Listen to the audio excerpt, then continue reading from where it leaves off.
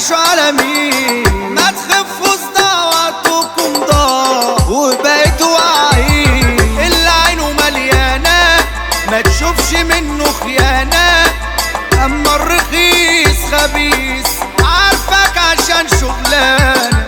اللي عارفك مصلحة ومقضيها كده سنكحة عشان قرشين او جنيهين.